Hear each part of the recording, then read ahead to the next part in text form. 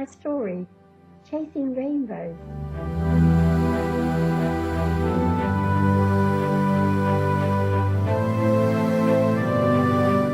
Chapter 2, Nostalgic Moments. After he had managed to save enough money, the young couple married quietly in Rosalind's local church. Soon after, they returned to Gerald's home in Devon, and he proudly introduced his young bride to his parents. Sarah took to her at once, and the two women became the best of friends. Patrick was delighted to meet Rosalind and pleased that his son had made such a wise choice. Rosalind was a charming young woman, clever with a needle, and she soon began to help Sarah with her sewing talent. Between the two of them, they supplied the local ladies with all the latest fashions, and within a year their business was flourishing.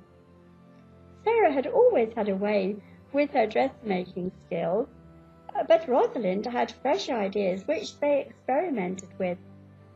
She knew of all the latest fashions from America, and she wasn't afraid to try new materials and venture more daring designs. She became most popular with the local ladies. Sometimes it was difficult to keep up with all the demands. However, Rosalind enjoyed the work, and nothing was ever too much trouble. When Gerald was home, they would go off together to help Patrick with the fieldwork. Arms wrapped around each other, they were always in good spirits. And then she became pregnant, and though she tried to keep up with all the demands of her dressmaking, she began to fall behind. Sarah took over as much as she could to make things easier for the girl. Rosalind had a difficult pregnancy and was often unwell. When she was into her 8th month of pregnancy, Rosalind went into labour. It was a long, difficult birth, and Gerald was terrified he was going to lose both her and the baby. The local doctor was called into the cottage, and after a long struggle, Rosalind gave birth to a healthy baby boy. They were both overjoyed with their little son, whom they christened Albert. Gerald was so proud of his small son. Things soon returned to normal, and when the little lad was a few months old, Rosalind resumed her dressmaking. Albert was almost 3 years old when Rosalind fell pregnant again. This time she felt much better in herself and was able to continue with her dressmaking and help Sarah with the chores. And then one afternoon, whilst Gerald was away at sea, she suffered a miscarriage. Sarah had gone into Totnes to purchase new materials and thread, and Patrick was working out in the fields.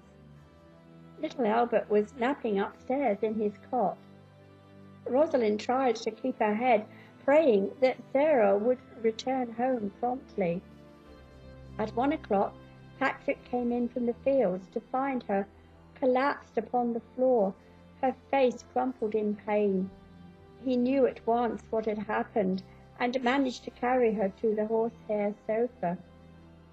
He tried to make her as comfortable as possible, but was alarmed by her obvious distress. He desperately wanted to go for the doctor, but was afraid to leave her alone. Little Albert was awake and fretting for his mother. Patrick was in despair as he cradled the little lad in his arms. And then Sarah returned home from Totnes.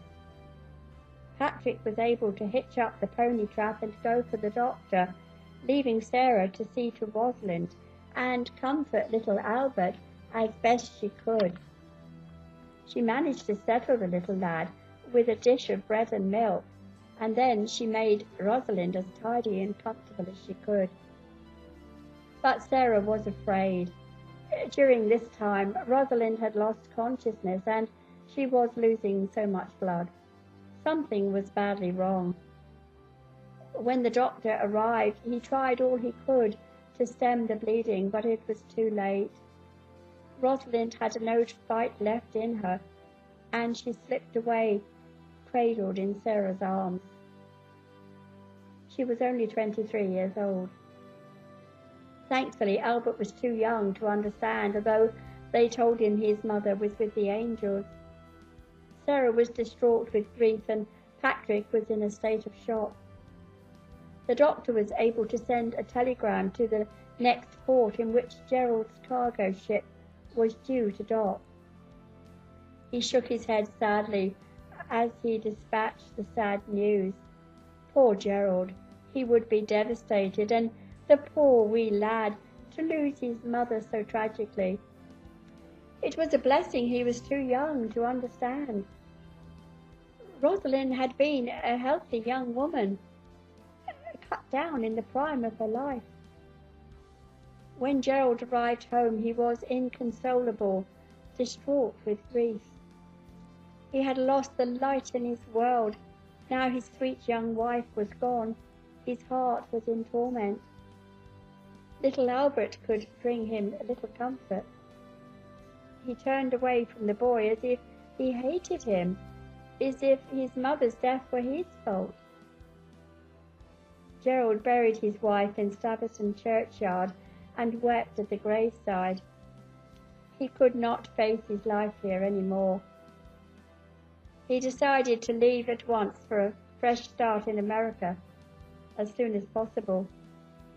His attitude to the lad softened, and he began to make arrangements for their departure. However, Sarah was shocked that Gerald should consider taking the lad to a strange land without a proper home.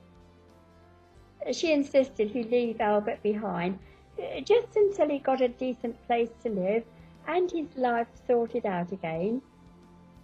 Gerald knew his mother was hoping he would make a good life for himself in America, and maybe in time meet someone who could make him happy again, and who would be a good mother for little Albert. Sadly, he could not share her optimism. So on a chilly morning in early April, he hugged both his parents, and lifting his son high into the air, he promised to return soon. And then he boarded the ship, bound first to call at Dublin and then New York. Sarah and Patrick stood with tears in their eyes and waved to Gerald until he faded from sight. He waved his cap until their dear faces disappeared into the morning mist, his own face moist with tears. He could not have explained why, but he felt as if his life was about to change course in more ways than he had anticipated. And yet, strangely, it would be many years before this came to pass.